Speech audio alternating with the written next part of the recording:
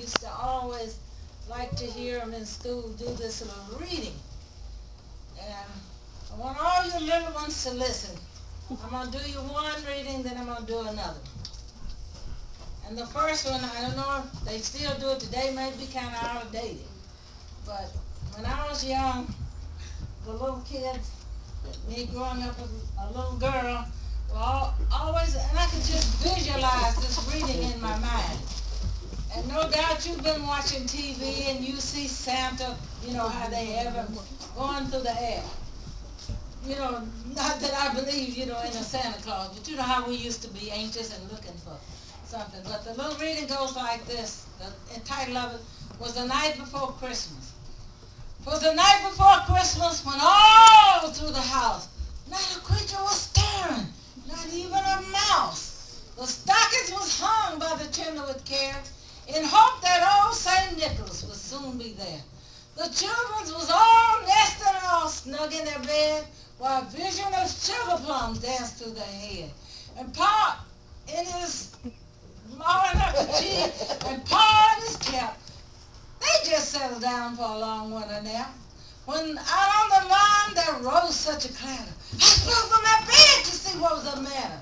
Away to the window I flew like a flash, threw open the shutters and threw up a sash. When what to my wondering eyes should appear but a miniature sled and 8 tiny reindeer. And that's all I know. I don't know the rest of it. But anyway, now I'm going to do you. 'Twas the night before Jesus came. And we wanted Jesus has gone away, and you know, he told us that he was coming back. And that's what we are looking forward to, the second coming of Christ. And so we want to be ready when Jesus comes back, because he has told us that he's gone away to prepare a place. And he's going to come back and receive us unto himself. And where, he said, where I am, there ye may be also. But I want you all to think about this on today. 'Twas the night before Jesus came. 'Twas the night before Jesus came, and all through the house, not a creature was praying, not one in the house. Their Bibles was laying on the shelf without care, in hopes that Jesus would not come there. The children were dressing to crawl into bed, not once ever kneeling or bowing her head. And Mom in her rocker with baby on her lap was watching the late show while I took a nap. When out of the east there arose such a clatter, I sprang to my feet to see what was the matter. Away to the window I flew like a flash, tore open the shutters and threw up the sash.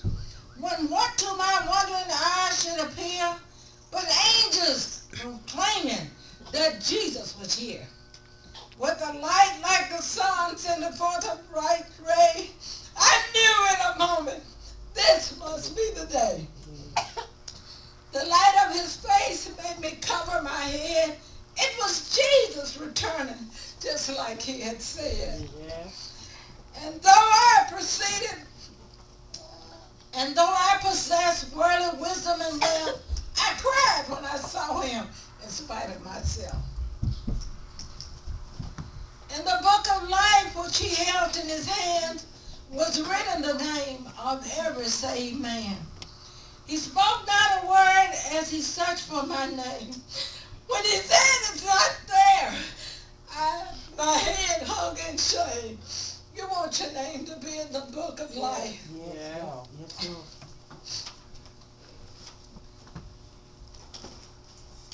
The peoples whose name had been written with love, he gathered to take to his Father above.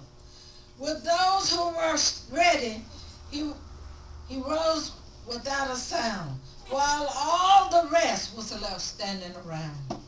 I fell to my knees, but it was too late. I had waited too long, and thus sealed my fate. I stood and I cried as they rose out of sight. Oh, if only I had been ready tonight.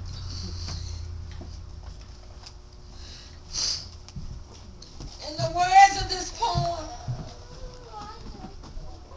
The meaning is clear. The coming of Jesus is drawing near. There's only one life, and when comes the last call, we'll find that the Bible was right after all. Amen. Thank you so much.